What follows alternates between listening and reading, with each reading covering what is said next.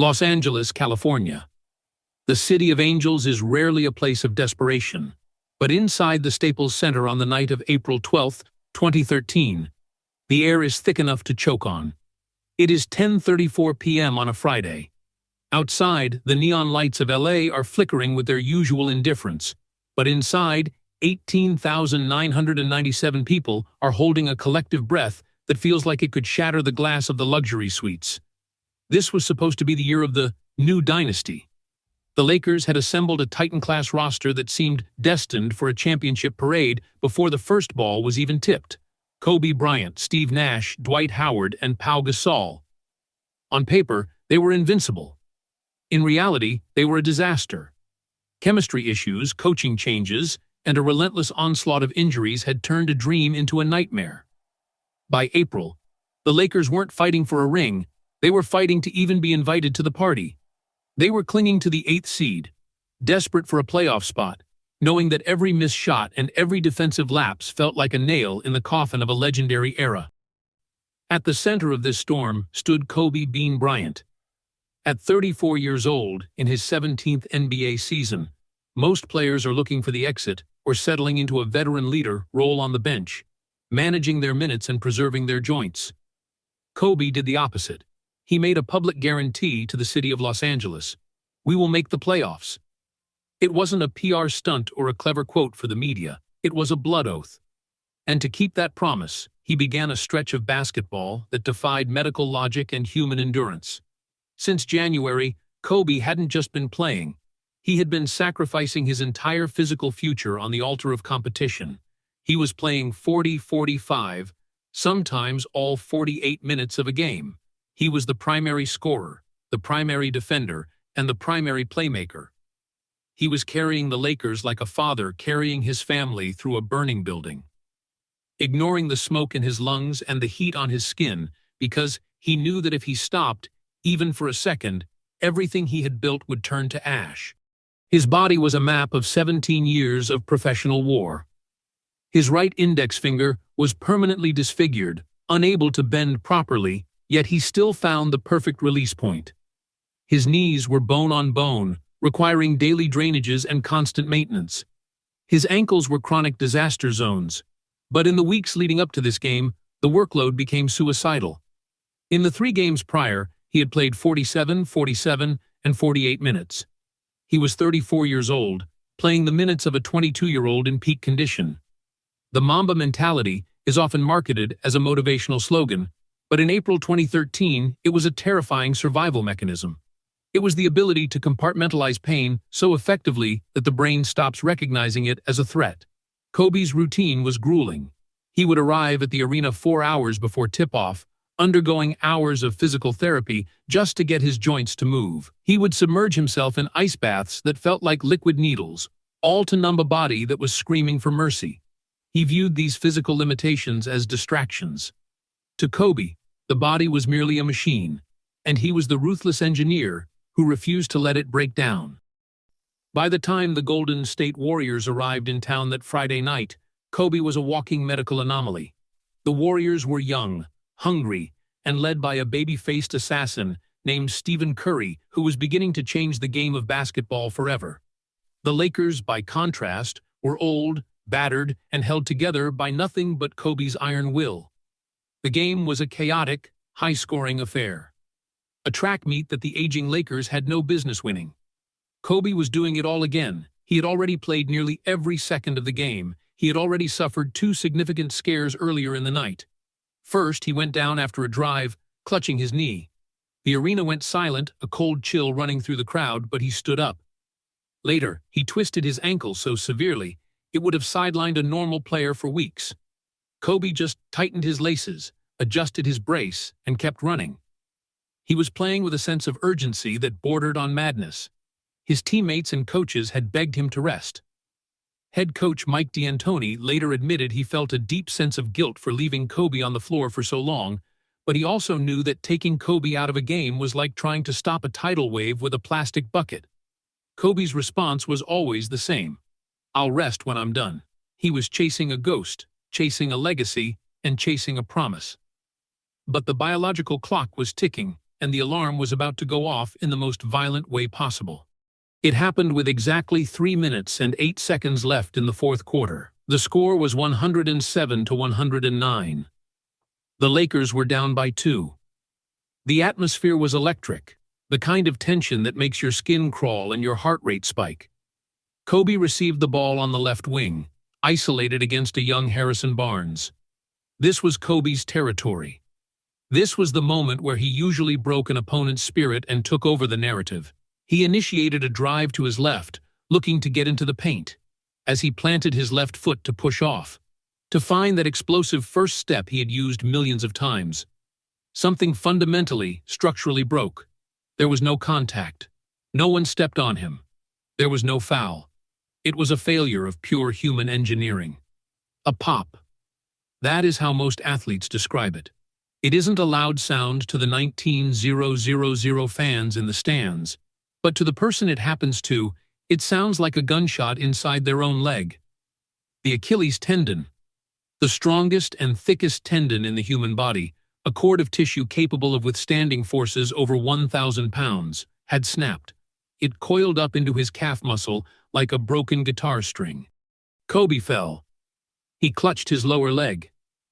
For a split second, he looked behind him, convinced that Harrison Barnes had kicked him or stepped on his heel. That is the classic sign of an Achilles rupture.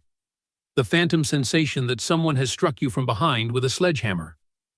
But when he looked back and saw no one there, the realization hit him with the force of a freight train. He knew.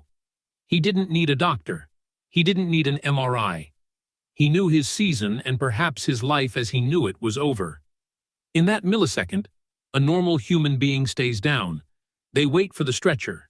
They succumb to the shock and the blinding pain. But Kobe Bryant's brain does not process trauma like a normal human being. While his body was flooding with volcanic pain signals, his mind was already calculating.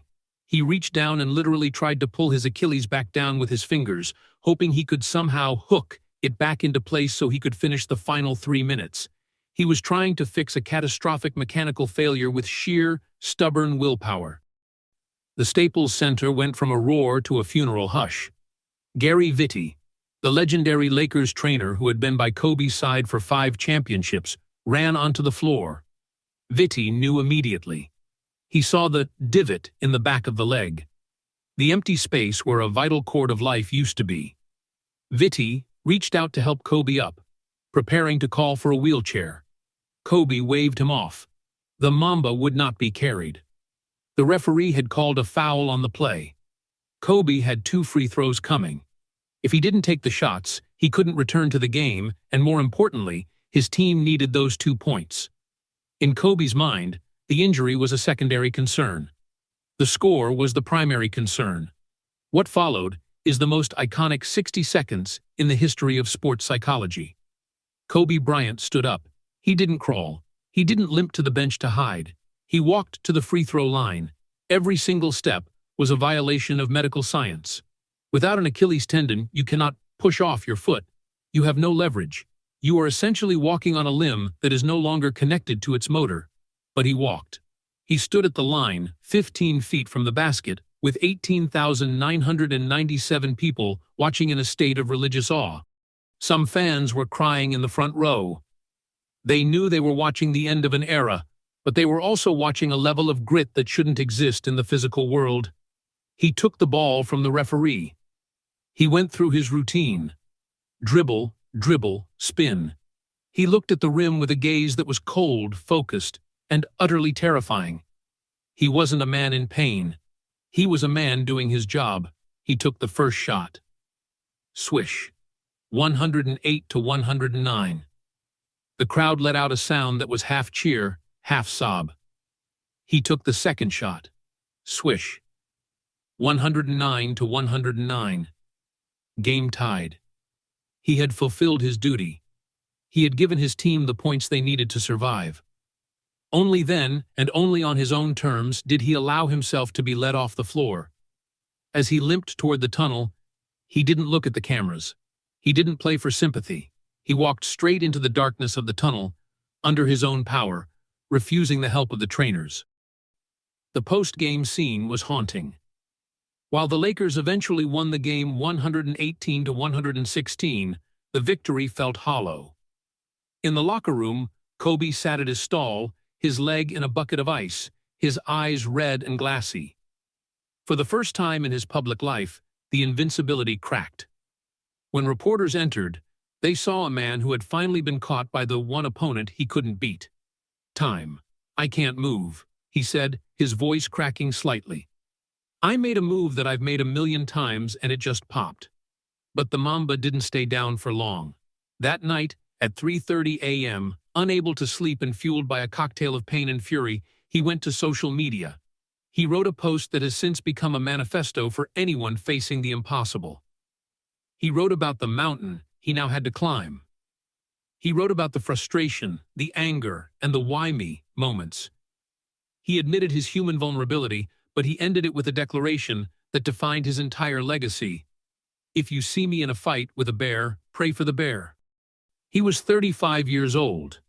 Doctors told him that for a basketball player of his age and mileage, this was a career-ending injury. They said he would never be the same. They said the recovery would take a year, and even then, he'd be a shadow of himself. Kobe's response was to start physical therapy hours after his surgery. He didn't wait for the swelling to go down. He began activating his mind to control the healing process. The rehabilitation was a torture chamber of his own making. He would spend hours doing mind-numbing toe raises, stretching scar tissue that felt like burning plastic, and running on underwater treadmills to take the weight off his frame. 8 months later, months ahead of the most optimistic medical schedule, Kobe Bryant returned to the Staples Center. On December 8, 2013, when he was introduced to the crowd, the ovation lasted for nearly 3 minutes. It wasn't just a welcome-back cheer. It was a thank you.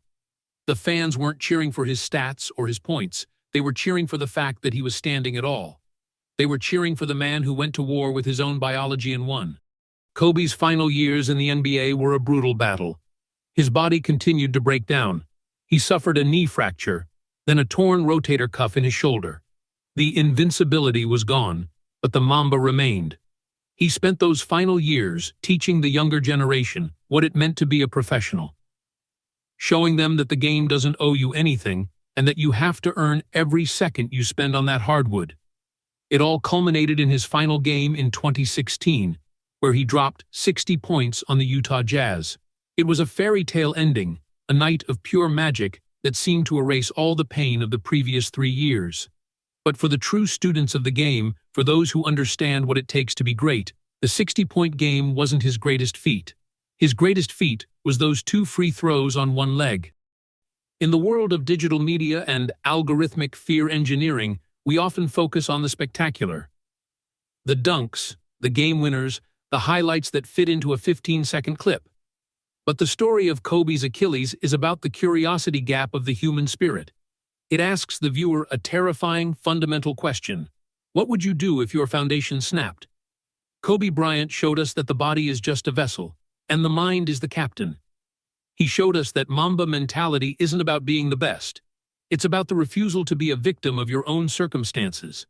It's about the decision to walk when everyone tells you to crawl. When you look back at April 12, 2013, don't just see a basketball player getting hurt. See a man who looked at a catastrophic, career-ending injury and said, "Not yet." See a man who prioritized his team's needs over his own agonizing pain. See a man who walked into the darkness on his own 2 feet because he refused to let the world see him carried off like a casualty. That night in Los Angeles, 18,997 people went home and cried. Not because Kobe was hurt, but because they had just seen the absolute limit of human willpower. They had seen a god bleed, and they watched him wipe the blood away and finish the job. 2 shots, 2 makes, no help. The Mamba stops when the Mamba decides. Not a second sooner.